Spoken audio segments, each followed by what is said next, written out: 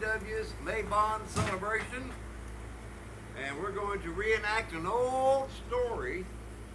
Hope you'll enjoy it. It's a story of Stone Soup. Yay!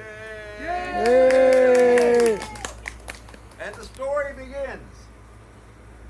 There once was a young man who decided he wanted to travel. He had been on the road for many days walking all night, walking all day, and he was tired and very hungry. At last he came upon a big house. "What a fine house," he said. "There will be plenty of food for me here." So he went up and knocked on the door. A little old lady opened it. Hello, my good lady," the young man said. "I'm very hungry. Could you spare some food so that I might have something to eat?" "I have nothing to give you.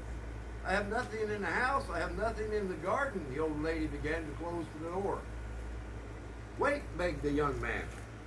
"If you cannot give me something to eat, would you give me a stone?" "A stone?" the old lady asked. "What would you do with a stone? You cannot eat a stone." "Ah, that is true, but I can make soup from a stone," said the young man. Now the old lady had never heard of such a thing. Make soup from a stone? Fancy that. "There are stones in the road," said the old lady. So the young man went to the road and picked up a round stone, and the stone would make wonderful soup, said the man. "May I borrow a pot?" The old lady went back into her house and returned with a pot. "Will you fill the pot with water and put it on the fire for me?" asked the child. The old lady did as she was asked, and soon the water was in the pot and it was bubbling. The child put the round stone in the pot. "Now we wait for the stone to cook into soup," said the child. The pot continued to bubble and brewed on and on. After a while, the old lady asked, "Is the soup cooking fast?" "It's cooking fast," said the child, "but it would cook faster if we only had some onions." The old lady went into her garden and brought back some yellow onions. And into the pot went the yellow onions with the round gray stone. "Soup from a stone," said the old lady. "Fancy that." The pot bubbled and brewed on and on. After a while, the little old lady said, "The soup sure smells good." "It smells good," said the child, "but I imagine it would smell better with some carrots." Again, the old lady went into her garden and pulled up from all the carrots she could carry. Into the pot went the thin orange carrots with the yellow onions and the round gray stone. "Soup from a stone," said the old lady. "Fancy that!" And the pot bubbled on and brewed on and on. After a while, the little old lady said, "I bet this soup tastes so good." "If it tastes good now," said the child, "it would taste even better if we had some meat and potatoes." So the old lady went into her house and found some meat and potatoes she had stored in there. Into the pot went the meat and the potatoes with the thin orange carrots, the yellow onions, and the round gray stone. The pot bubbled and brewed on and on. "Soup from a stone," said the old lady. "Fancy that!" After a while, the little old lady said, "The soup is fit for a circle.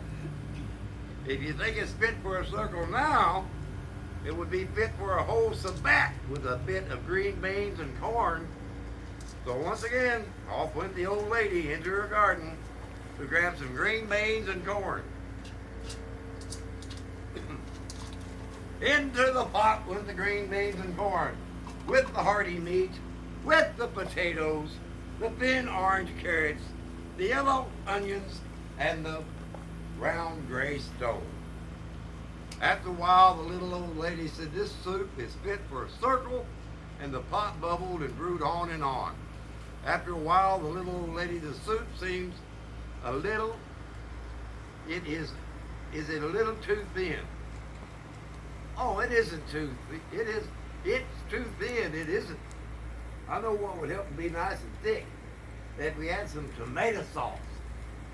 The little old lady went into her house, found a jar that she canned over the winter of tomato sauce, and into the pot with the deep red tomato sauce, with the green beans, with the sweet corn, party meat and potatoes, the thin orange carrots, the yellow onion, and the round gray stone.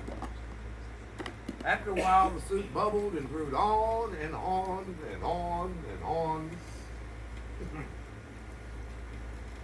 And all the while, the soup bubbled and brewed on and on. "Soup from a stone," said the old lady. "Fancy that. Never heard of such a thing." "Yes," said the child, "and now it is really fit for a Sabbath. So now we eat." And they both sat down to eat, and it didn't take long to finish off the whole pot. The old lady said, "Soup from a stone. I would have never believed it. Fancy that."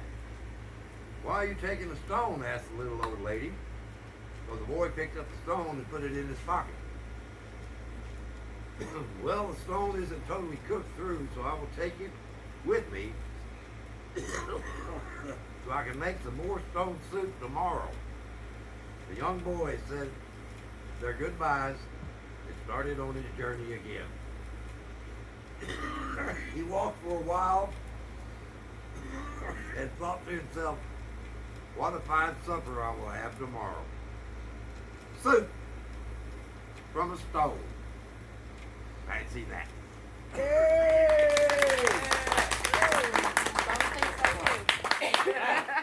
Now we shall go back into the great hall, because we happen to have a great big cauldron full of stone soup already prepared, and all the other fixings for potlucks, and now we can go eat. Yay! Happy Mabon, everyone!